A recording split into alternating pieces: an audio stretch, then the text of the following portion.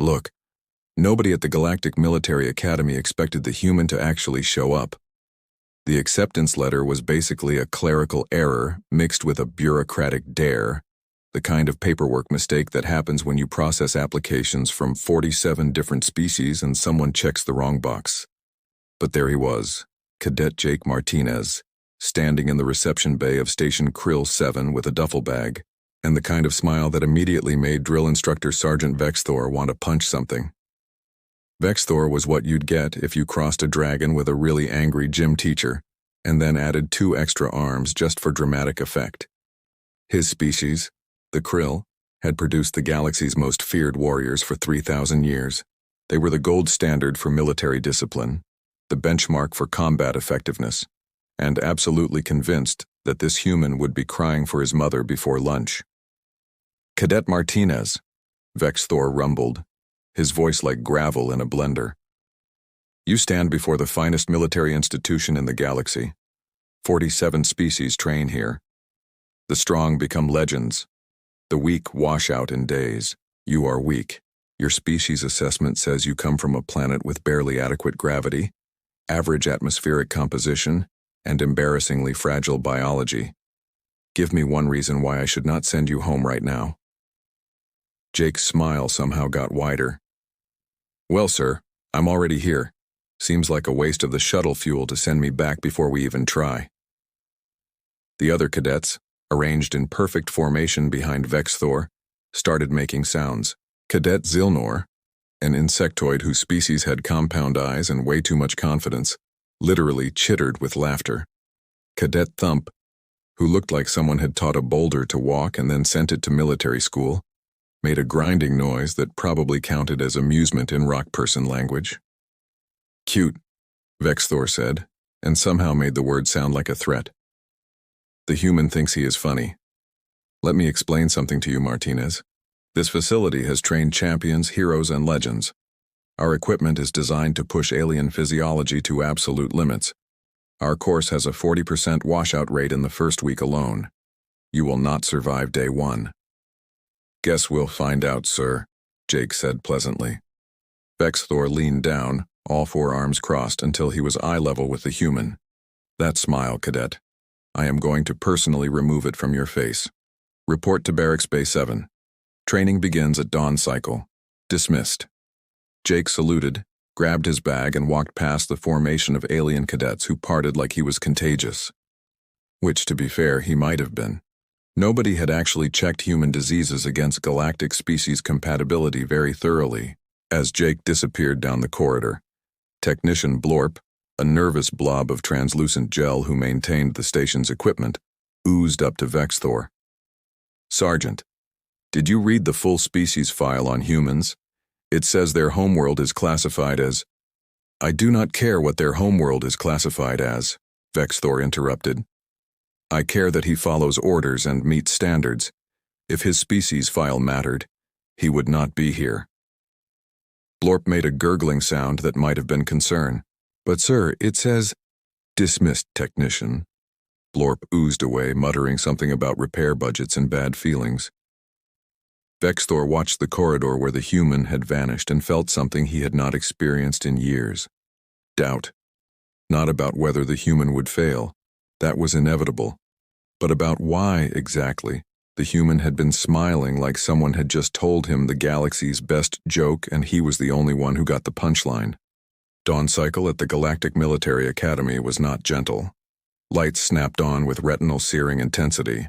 Alarms blared in 17 different frequencies to accommodate various species' hearing ranges, and Sergeant Vexthor's voice came through the barrack speakers like an avalanche with anger management issues.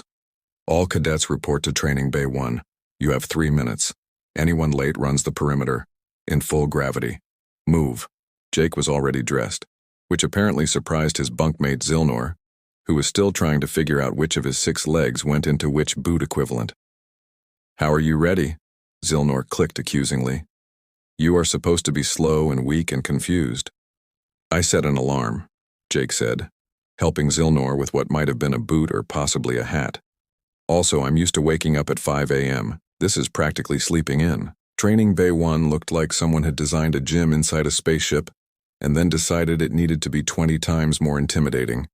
Equipment hummed with barely contained energy, holographic displays showed previous training records, and in the center of it all stood the gravity chamber, a cylindrical nightmare of reinforced steel and ominous warning labels. Vexthor stood before the assembled cadets, all forearms behind his back in a pose that screamed disappointed father figure with anger issues. The gravity chamber. Every soldier must operate in variable gravity conditions. Standard test is 10 minutes at 3 times your species' homeworld gravity. This is not negotiable. This is not optional. Cadet Zilnor, you are first. Zilnor chittered nervously, but entered the chamber. Through the reinforced viewing window, everyone watched as the insectoid's exoskeleton creaked under the pressure. He lasted 9 minutes and 40 seconds before stumbling out, mandibles clicking in exhausted pride. Cadet Thump went next and stood there like, well, a rock. He made it the full 10 minutes but admitted afterward that it was slightly uncomfortable, which for a species evolved on a high-gravity planet was basically screaming. Cadet Martinez, Vexthor said, and his tone suggested he expected this to be entertaining. Your species evolved on a planet with gravity so weak that you probably float everywhere. This will be educational. Enter the chamber. Jake walked in, and the door sealed behind him with a pressurized hiss. Beginning test, Blorp announced from the control panel. 3 times standard gravity in 3, 2, 1. The chamber hummed. Jake's knees bent slightly as the gravity increased, but he stayed standing. In fact, after a moment, he started stretching. Is he warming up? Zilnor asked, confused. Cadet Martinez. Vexthor's voice boomed through the chamber's speakers. This is not recreation time, this is a test.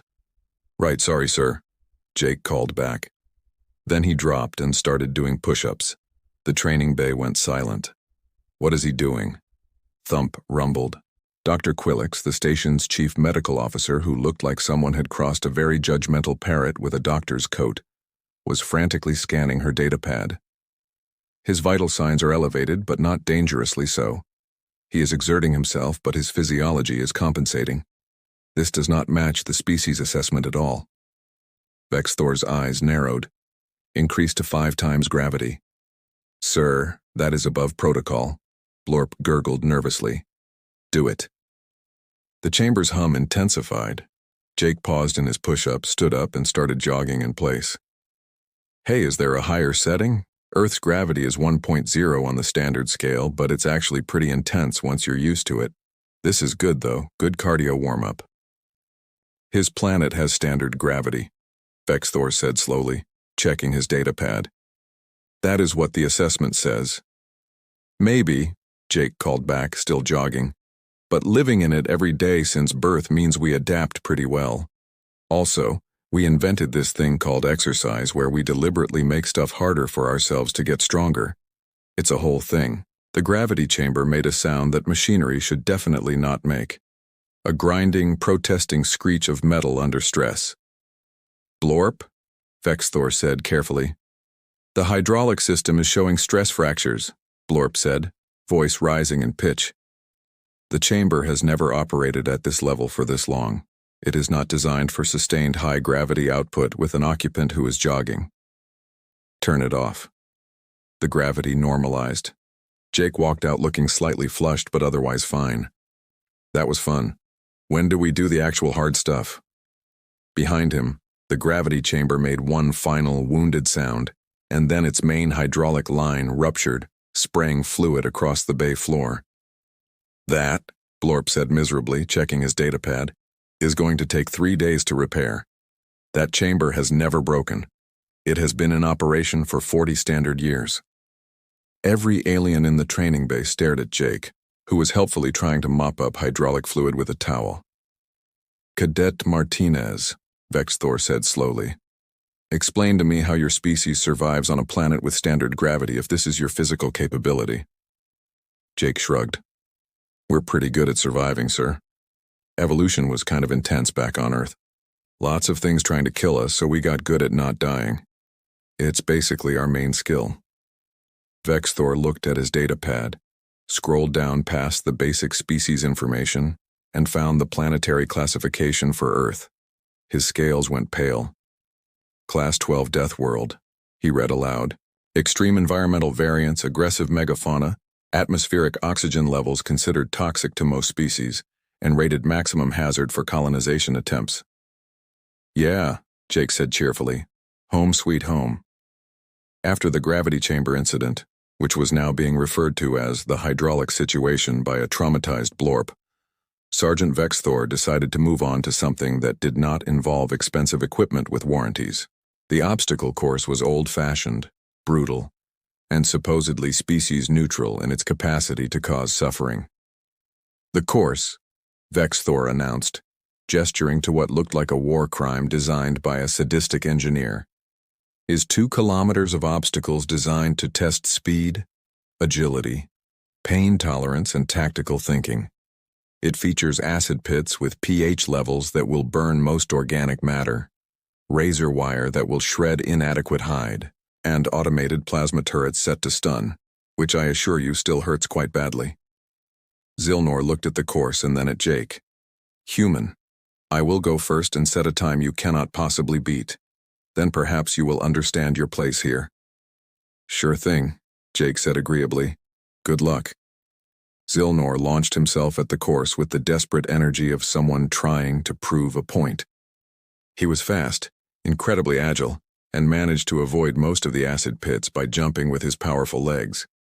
The razor wire caught him a few times, scoring lines across his exoskeleton, and the plasma turrets hit him twice, sending him sprawling. But he finished in 14 minutes and 37 seconds, which was apparently quite good. Beat that, human, Zilnor panted, mandibles clicking in exhausted triumph. Okay, Jake said and stepped up to the starting line. The course began with a sprint through what looked like puddles but were actually shallow acid pits. Jake ran through them without hesitation. His boots started smoking slightly, but he did not slow down. Is he supposed to just run through acid? Dr. Quillick squawked, wings fluttering in concern. Human skin has a higher pH tolerance than most species, Jake called back, somehow hearing her despite sprinting. Also, these boots are synthetic. They'll hold for a bit.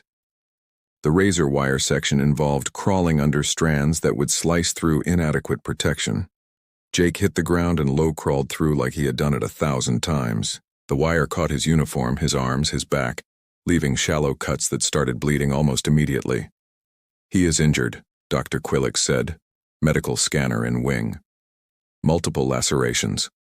Why is he not stopping? Jake emerged from the razor wire, bleeding but moving, and immediately started sprinting again. The plasma turrets tracked him, fired, and hit him square in the chest. He stumbled, shook his head, and kept running. The stun setting should have incapacitated him for at least 30 seconds, Vexthor said, checking the turret specifications. Jake got hit 2 more times before reaching the final obstacle, a climbing wall covered in slippery gel. He scaled it in what looked like defiance of physics, dropped down the other side and crossed the finish line. 11 minutes 42 seconds, Blorp announced, sounding confused by his own equipment. Jake bent over, hands on knees, breathing hard. Blood dripped from his arms and back. That was intense. Good course design, sir. Dr. Quillicks swooped down with her medical scanner, practically shrieking. You are injured. You are bleeding. You were stunned multiple times. Why did you not stop? I mean, it hurt, but I could still move, Jake said, straightening up. Didn't seem worth stopping for. Your pain tolerance is abnormal, Dr. Quillick said, scanner beeping frantically. Your adrenaline levels are 3 times higher than they should be. Your blood is clotting at an accelerated rate. This does not match any baseline physiology I have studied. Humans are persistence hunters, Jake explained, accepting a towel from a stunned cadet thump. Back on Earth, we evolved to chase prey until it literally died from exhaustion. We don't give up easily. Also, adrenaline is basically our body's way of saying, ignore the bad stuff and keep moving, so that helps. Your planet has animals that hunt for sport? Zilnor asked, clicking nervously. Oh yeah, lots of them. We've got big cats, bears, wolves, sharks, crocodiles, snakes with venom that can kill you in minutes, spiders that make you wish you were dead. plants that cause chemical burns just from touching them, weather systems that can flatten entire cities, and we haven't even gotten to the really dangerous stuff. What, Vexthor said slowly, is more dangerous than what you just described? Other humans mostly, Jake said. We're pretty competitive. There was a long silence. I want him on the advanced course, Vexthor said suddenly. The one we use for elite special forces training. Sir, Blorp gurgled desperately, that course is not rated for someone who ignores pain and has apparently weaponized his own stubbornness. Do it anyway. Jake ran the advanced course in 9 minutes flat, breaking the previous record by 4 minutes. He also broke 2 automated targeting systems, 1 reinforced climbing net, and Blorp's will to live. I am putting in a request for additional repair budget, Blorp said, making notes on his datapad with a pseudopod that shook slightly. Also, hazard pay. Sergeant Vexthor was not accustomed to failure. His species had perfected military training over millennia, and he had personally shaped over 2,000 cadets into elite soldiers. But Cadet Jake Martinez was making him question everything, including his career choices and possibly the fundamental nature of reality. If the human is physically resilient, Vexthor announced to his training staff, then we will break him mentally. Initiate the psychological endurance protocol. Dr. Quillix's feathers ruffled in concern. Sergeant, that protocol is specifically designed to find cognitive breaking points. It involves 72 hours of complete sleep deprivation combined with high-stress tactical simulations. Most species begin hallucinating by hour 48. Excellent, Vexthor said, trying not to think about repair bills. The human will learn that mental fortitude requires more than stubbornness. The protocol began at midnight cycle. All cadets were sealed in the Tactical Simulation Center, a massive room filled with holographic environments and combat scenarios that adapted in real time. The goal was simple: stay awake, stay functional, and complete missions that became progressively more complex and stressful. Hour 12. Zilnor was starting to look tired, his compound eyes less focused. Cadet Thump was slower, his rock-like body struggling with the sustained activity. Jake was drinking something from a flask he had brought. What is that? Vexthor demanded. Coffee, sir, Jake said. It's a human stimulant. We invented it specifically because we needed to stay awake longer than biology wanted us to. Want some? That is not regulation. Oh, sorry, sir. Jake put the flask away but looked deeply disappointed. Hour 24. Most cadets were visibly struggling. Zilnor kept walking into walls during the urban combat simulation. Thump fell asleep standing up, which was apparently something rock people could do. Jake was humming to himself and getting perfect scores on the tactical assessments. Why is he thriving? Dr. Quillix asked, reviewing biometric data. His neural activity is elevated, not degraded. He should be experiencing cognitive decline. Humans have this thing called college, Jake explained during a brief rest period. We train ourselves to stay awake for days at a time studying for examinations while consuming stimulants and spite. This is basically that, but with more guns and less crying in libraries. Hour 48. It was bad. Zilnor was definitely hallucinating, having a conversation with a wall about philosophy. Other cadets were barely functional, completing missions through sheer muscle memory and stubbornness. Jake was trying to comfort Zilnor, while simultaneously acing a hostage rescue scenario that required coordinating 3 teams through enemy territory. The human is helping other cadets? Vexthor observed, watching the monitors. His empathy response is overriding his self-preservation, Dr. Quillix said, fascinated. He is sacrificing personal rest periods to ensure others maintain basic functionality. This is not normal competitive behavior. Hour 60. Vexthor himself was getting tired from monitoring the exercise. His training staff was rotating shifts just to keep up with data analysis. Jake was telling stories to keep the other cadets conscious. So there was this time, Jake said, supporting a barely awake Zilnor through a minefield simulation, when humans decided to explore our planet's polar regions.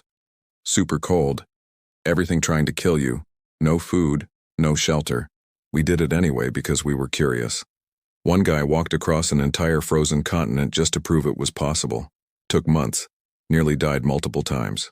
When asked why, he said, "Because it's there. We're kind of insane like that." Your species explores deadly environments for entertainment? Zilnor clicked weakly. Entertainment, science, bragging rights. Sometimes all three. We climbed the tallest mountain on Earth because it seemed fun, even though it kills people regularly.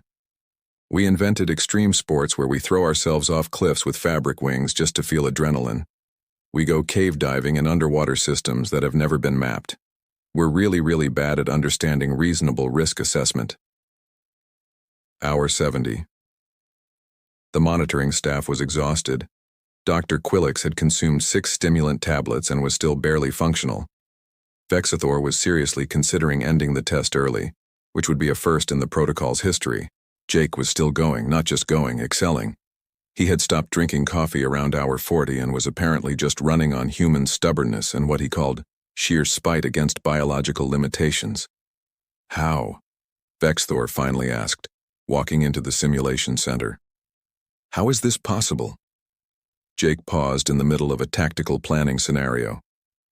Sir, humans spent thousands of years in environments that actively tried to kill us.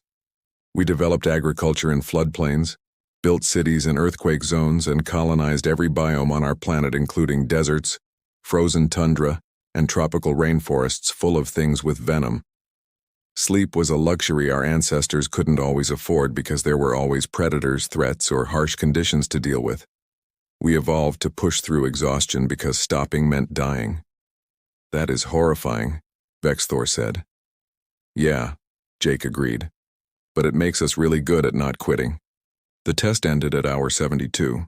Not because the cadets failed, but because the training staff physically could not continue monitoring. Jake was disappointed. The other cadets were unconscious.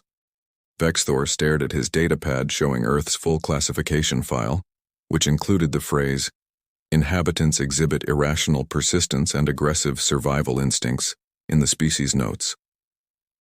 What kind of insane evolutionary pressure creates you people? Vexithor asked quietly. Jake shrugged.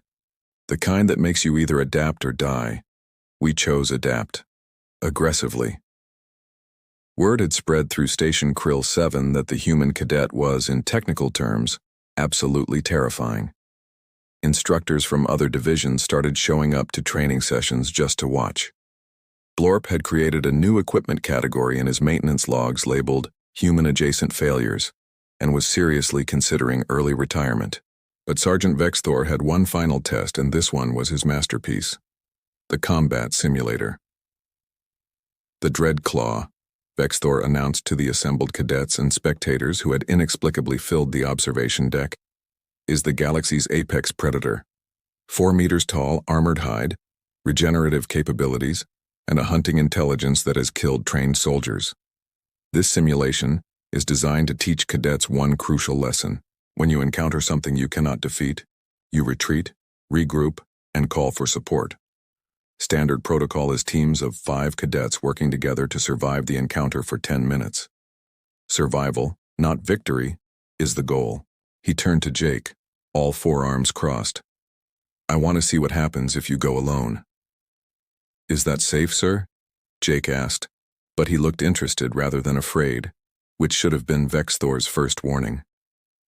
The simulation uses advanced holographics and sensory feedback. It will feel real. It will hurt. But it cannot actually kill you. Probably. Probably is not reassuring, sir. Get in the simulator, Martinez. The combat simulator was the station's pride and joy. A massive arena with holographic projectors that could create any environment and any enemy with terrifying accuracy. Jake walked in wearing standard combat gear and carrying a training rifle that fired plasma rounds calibrated to interact with the holographic systems. The arena transformed into a dense jungle environment, humidity included. Somewhere in the undergrowth, the Dreadclaw spawned.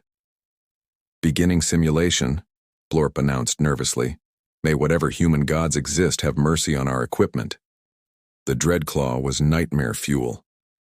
It moved through the holographic jungle like liquid death, scales reflecting dappled sunlight, eyes tracking movement with predatory intelligence.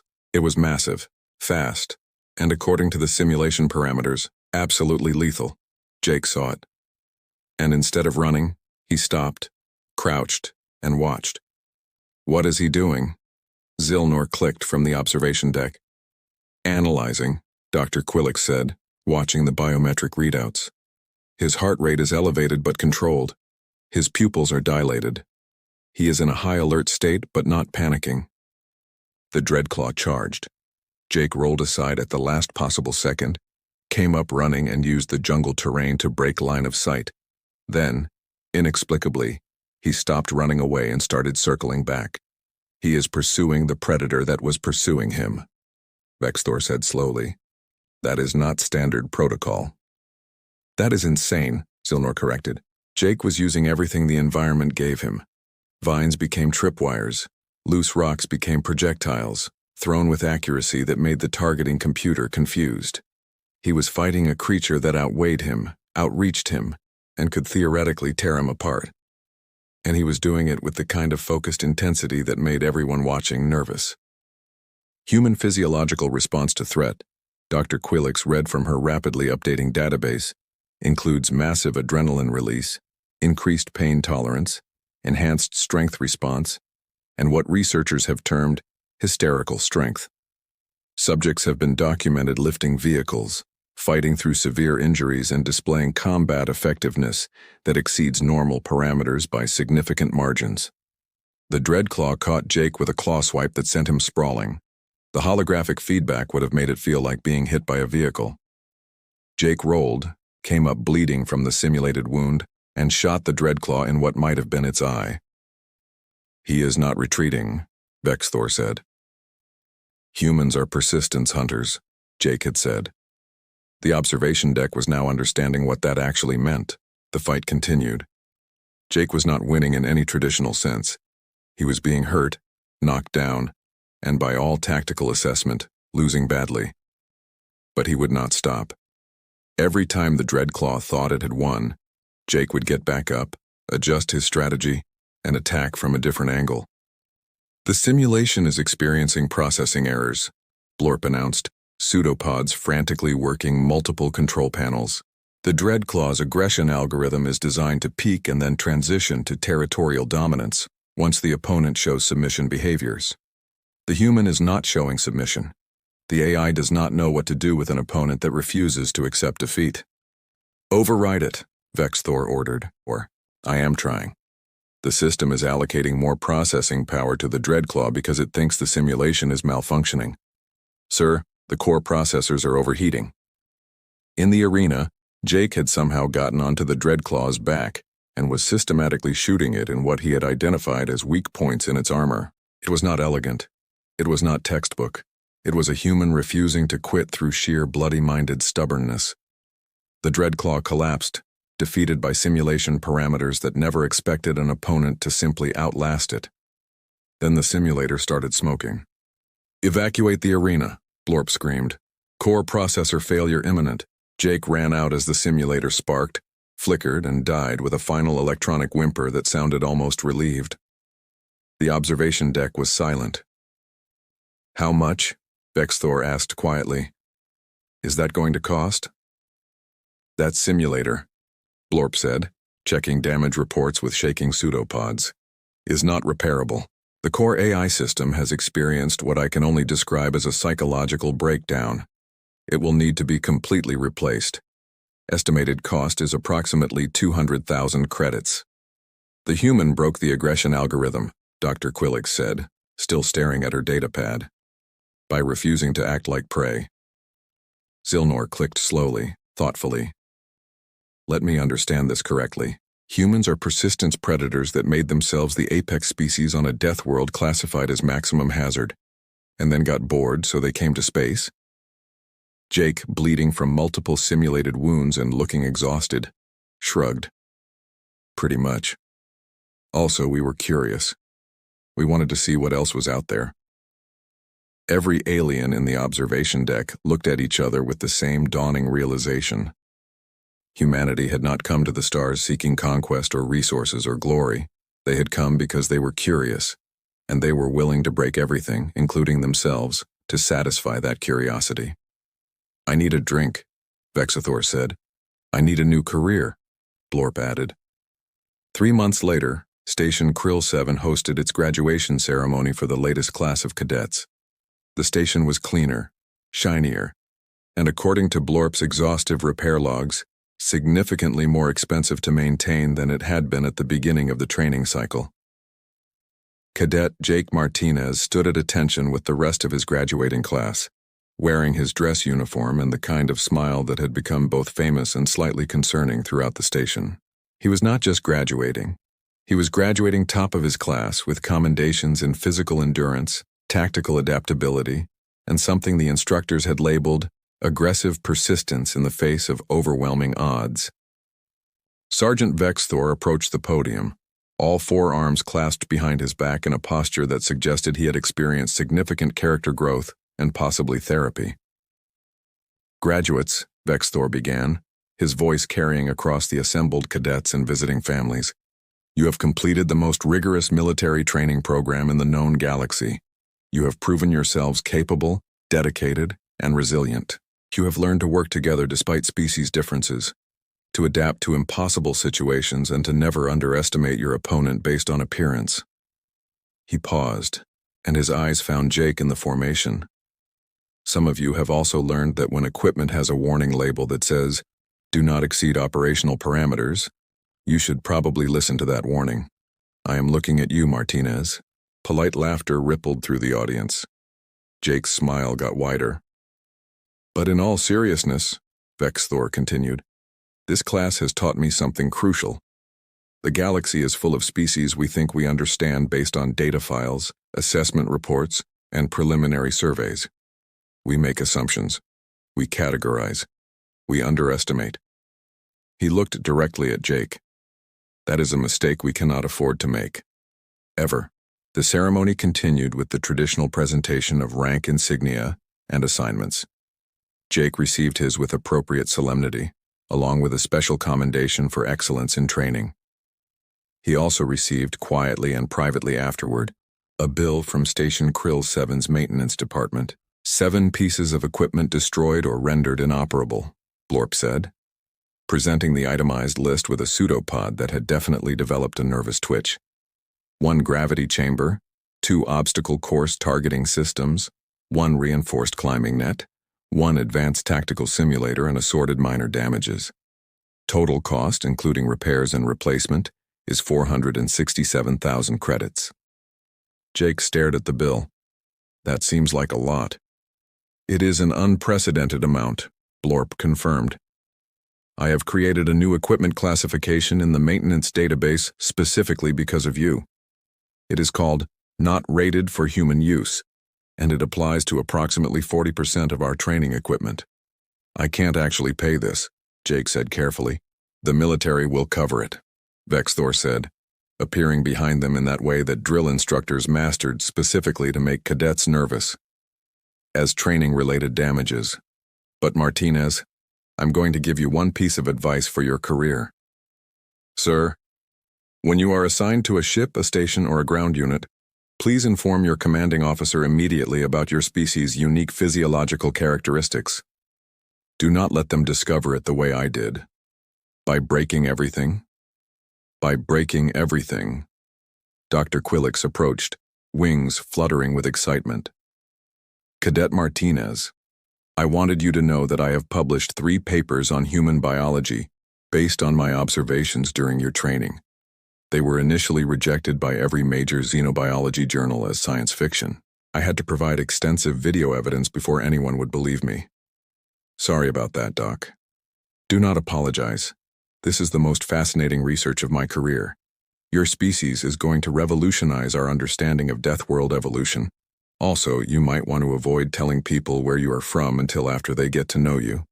The phrase, 'I am from Earth,' now causes panic in certain academic circles."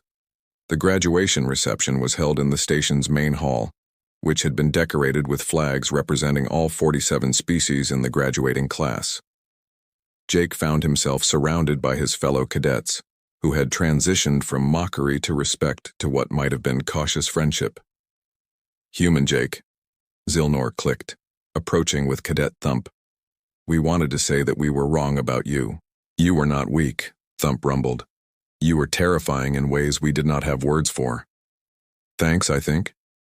"It is a compliment," Zilnor assured him. "Also a warning that we will never, ever visit your homeworld. It sounds like a nightmare." "It has its nice parts," Jake said defensively. "Beautiful scenery, diverse ecosystems, interesting wildlife." "Interesting wildlife that hunts for sport. Well, yeah, but you get used to it." "No," Zilnor said firmly. "We would not." As the reception continued, Sergeant Vexthor found himself in conversation with the station commander, a dignified elderly Krill who had overseen the academy for decades. "I read your report on the human cadet," the commander said. "Quite remarkable. Do you think he is representative of his species?" Vexthor considered this carefully. "I think, Commander, that humans are the most terrifying species in the galaxy disguised as friendly neighbors. They smile, they help, they cooperate, and underneath all that, they are persistence predators from a death world who refuse to let evolution beat them. So they simply evolved harder. Martinez is not an outlier. He is a baseline example." "That is a concerning assessment." "It is an accurate assessment. Humanity is coming to the stars, Commander, and they are bringing their curiosity, their stubbornness, and their complete inability to understand the concept of reasonable limitations. Should we be worried? Only if we make them angry, or bored, possibly both." The evening concluded with announcements of the next training class arrivals. Vexthor received the manifest and scrolled through the list of incoming cadets with professional interest that turned to dawning horror. "How many humans?" he asked his administrative assistant. "7, sir. Apparently word got out that one of their species successfully graduated, and now there is significant interest in galactic military service." Vexthor looked across the reception hall to where Jake was demonstrating human dancing to a group of fascinated aliens who were definitely going to injure themselves trying to replicate his movements. "I need to request additional repair budget." "Already submitted, sir." "Double it." "Sir?" "I said double it. And contact Blorp. Tell him I'm sorry." On his first day with the new class, Vexthor stood in the reception bay and watched 7 humans disembark from the shuttle. They all had the same kind of smile that Jake had worn, the same easy confidence, the same terrifying enthusiasm. "Welcome to the Galactic Military Academy," Vexthor said, his voice resigned. "I am Sergeant Vexthor. I will be your primary instructor. Before we begin, I need to inform you that approximately 40% of our equipment is not rated for human use."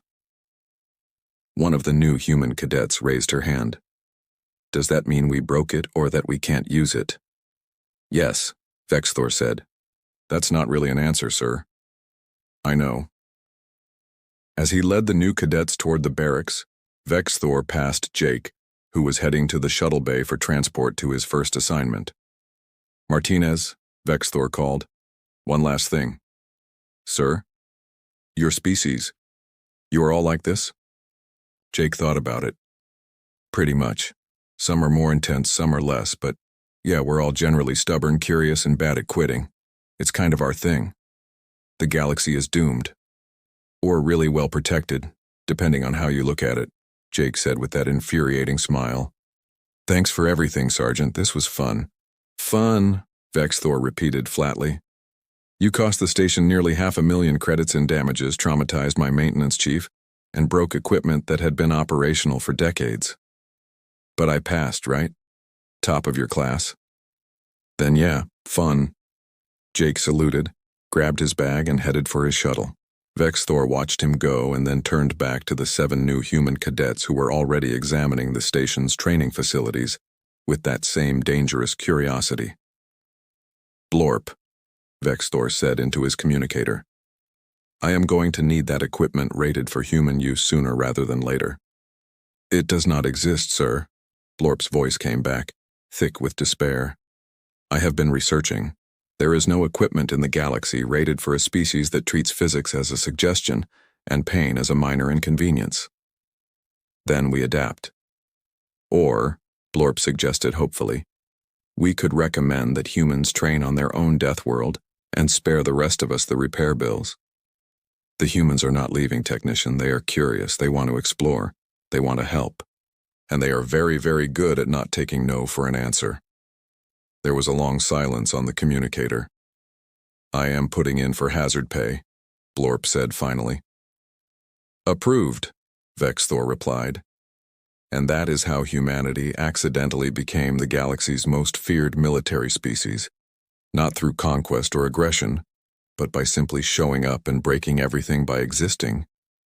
They smiled, they made friends, they helped their fellow cadets, and in the process they redefined every assessment of what was physically, mentally, and tactically possible. The galaxy would never be the same. Equipment manufacturers started adding human compatibility warnings to their products. Medical textbooks included entirely new chapters on death world physiology. Military academies across known space began updating their training protocols to account for species that apparently evolved by telling natural selection to try harder. And honestly, they probably should have read Earth's admission file more carefully. Right there on page 47, buried in the environmental assessment data, was a note that said, inhabitants exhibit extreme adaptability, irrational persistence, and aggressive survival instincts. Recommend caution when engaging with humans in competitive scenarios. Nobody had read page 47. Nobody ever read page 47. But Sergeant Vexthor read it now, standing in his office with a glass of something strong, watching through the window, as 7 human cadets discovered the gravity chamber and started asking Blorp if it went higher than the maximum setting. To humanity, Vexthor said, raising his glass in a toast to the empty office. The galaxy's friendliest nightmare. May they never get bored, angry, or curious about our classified weapon systems. From somewhere in the training bay there was a loud crash, followed by Blorp's anguished wail. Vexthor drained his glass. It was going to be a long training cycle.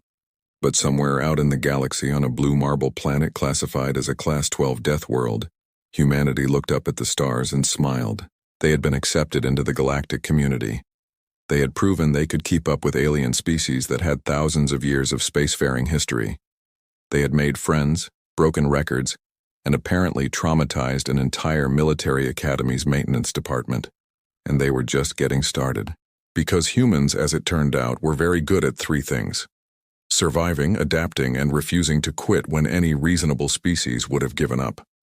The galaxy had invited them to play, and humanity never turned down an invitation. Even if it meant breaking a few simulators along the way,